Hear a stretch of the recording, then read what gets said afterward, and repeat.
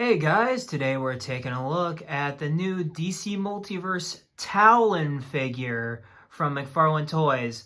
Let's get him a closer look at that packaging, shall we? Alright, so we'll get a closer look at that packaging. We got DC Multiverse right there with Talon right there. We've got Talon in the packaging along with his accessories right here and all that good stuff. Got DC Multiverse up top right there, Talon right there, McFarlane Toys at the bottom right there. Got the comic book art, which looks pretty sick. Talon from Court of Owls, DC Multiverse. Here's the barcode for you guys searching. Alright. And then we've got Talon from the Court of Owls, DC Multiverse at the top, McFarlane Toys at the bottom. Alright, let's get this dude open up and see what's inside. Alright guys, now that we have Talon out of the packaging, we'll take a look at his accessories and then we'll take a look at this awesome figure we've got here. So first of all, of course, you've got the DC Multiverse black hockey puck right there with the DC logo right there. And the one peg with nothing on the back. And then you've got the card, which has the same image from the back of the packaging, Talon from Court of Owls. And then his real name and biography, and I'll give you guys a few seconds on that. Alright. And so I'm going to give you guys a little bit of backstory on this guy because I actually know a lot about Talon because I am a Bat fan after all. And as you see on the card, it says William Cobb. That is correct, but what they don't tell you, as I just refresh your memory, is that this guy is actually Dick Grayson's great-grandfather. Put in another grade if I'm wrong, but he is Dick Grayson's ancestor, and Dick Grayson was actually up for the running for being a Talon, but of course, Batman got in the way of that, which I think is a really cool concept, and it's a shame they don't put it on the card, but he in turn is Dick Grayson's great-grandfather, which I find is so cool. But anyway, let's get into the accessories and all that good stuff. So we've got one of two knives on this guy, and they look very cartoony. The knives look big. Detailing's pretty okay though, with the handle looking like claws. The knife looks really good. I really like the knife. I just wish it wasn't so like cleaver-like and more like an actual knife. I get it, they're supposed to be like big and gaudy, but like, come on. And so he comes with two of those. He's got one in his hand. And then let's turn off the turntable for a second. Then we'll get a look at one of his swords. And he comes with two of each. He comes with two of each. And the sword, again, very gaudy, very grand. Same kind of design as the knife, but only bigger. Except there's a little hole right there. But same overall design in the two handles. Same overall design. And now, since I like symmetry, you're going to have to deal with me doing that. And let's take a look at the figure. And also, before I get too deep into it, he has a sheath, but of course, as I just demonstrated, it pegs in. And it's also open. So that these, like I said, gaudy blades can get through it with no problems asked, and it doesn't look horrible. And I think it looks okay. It's not great the way they did this. I think the blades should have been trimmed down, but what do I know? And they should have been given more an edge, but what do I know? I don't know business. But, yeah. But now, let's get a better look at the figure. So like I said, Dick Grayson's great-grandfather, this specific Talon anyway, because apparently this is William Cobb, but of course you can army build this guy because you could have him dual-wielding swords, you could have him dual-wielding knives, you could have him doing a mix of what I was doing earlier. Like, you can do all kinds of stuff. Give this guy a real army build feel. But let's get a nice close-up look. And overall, I really like the sculpt of the head. And I definitely like the way they did the head, because if you guys don't know, the Talon's masks are very big and sort of steampunky, and I really like how they did the mask right here. And really like the throwing knives. I wish one of them would have came as an accessory so we could hold it, but it is what it is. I'm not going to be too mad about it. It's got some lines right there on the suit and on the Talon butt. And of course he's got the picks. It looks like it's a reuse of the forearm guards of the Matt Reeves, Rob Pattinson Batman. I'm not 100% certain because I don't have him to compare him. He's indisposed at the moment, but I think it's the same sculpt. I'll go look at it when later in this review, but I think they're the same sculpt as that, at least for this side. Now on this side, he's got an owl-looking forearm guard right there. And he's got the owl kind of brass knuckle. He's got the silver brass knuckles. Looking pretty mean and fierce right there. Of course, you've got the Talon Wolverine claws, which I think is an amazing addition, and I'll definitely be highlighting these when I put him alongside my rogues, my Batman rogues. And then let's get a better look at the belts. Got all these pouches. And then a knife sheath for a knife that doesn't exist. I tried putting the knife in there, but it didn't want to go in there. And plus it's too small, which is a shame. It's truly a shame. And it's also got the owl pin right there. Then of course you got the armor plating at the bottom. Tons more armor plating. Then we come to the shoes, which have treads on them. That's actually really cool. I'm glad they actually have treads on them. It's unique.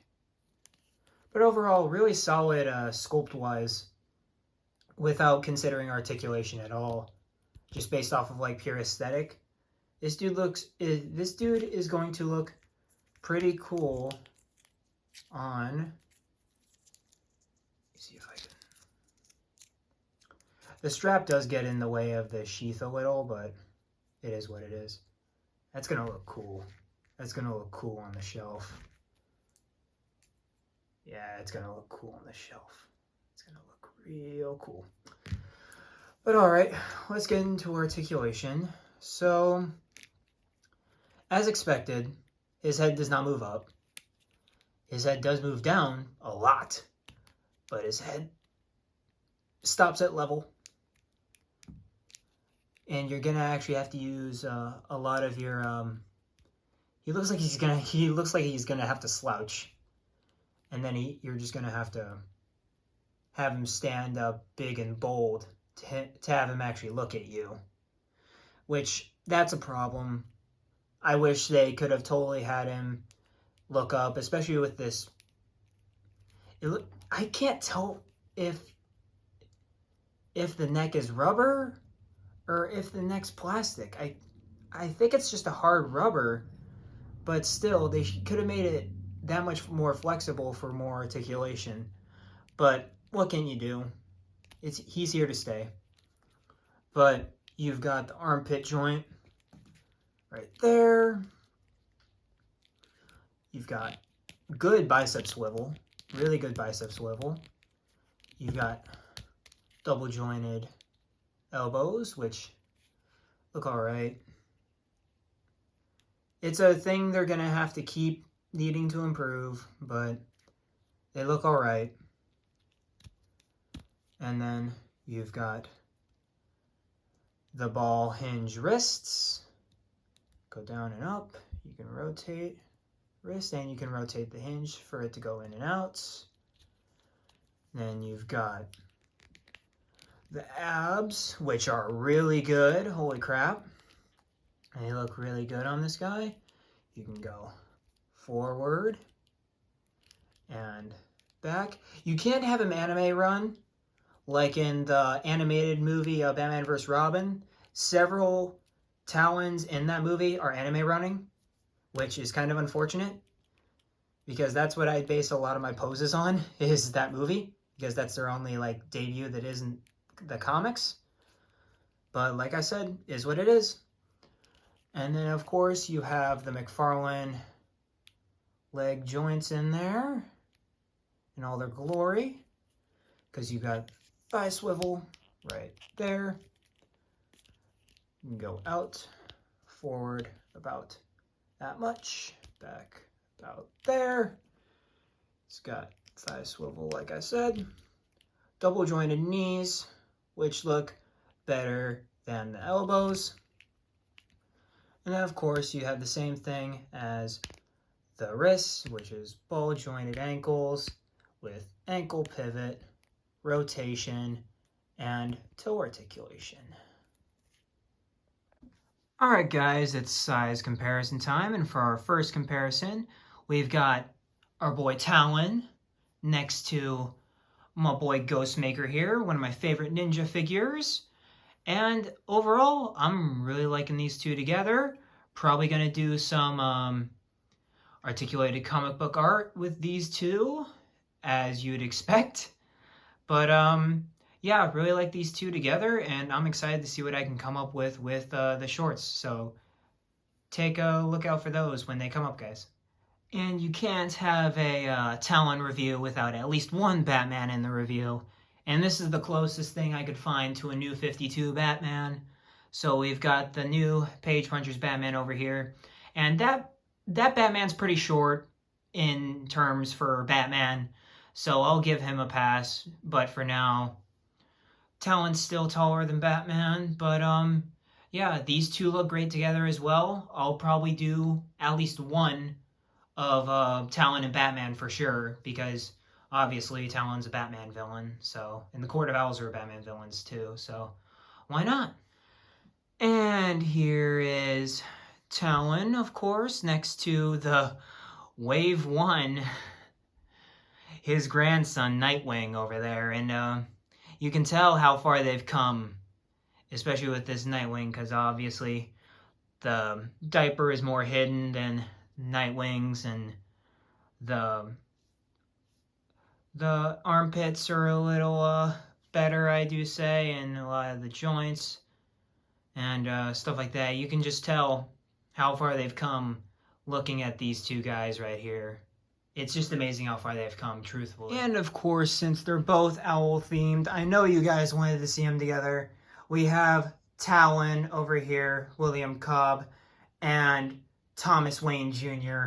over there as Night Owl, Owlman, and apparently, according to the Court of Owls comics, he's actually in continuity. Thomas Wayne Jr. is an actual guy in continuity named Lincoln March, who had a bionic owl-themed costume, very similar to like the Thrasher suit from the end of the Court of Owls storyline. Take a look at the DC Collectibles figure for that.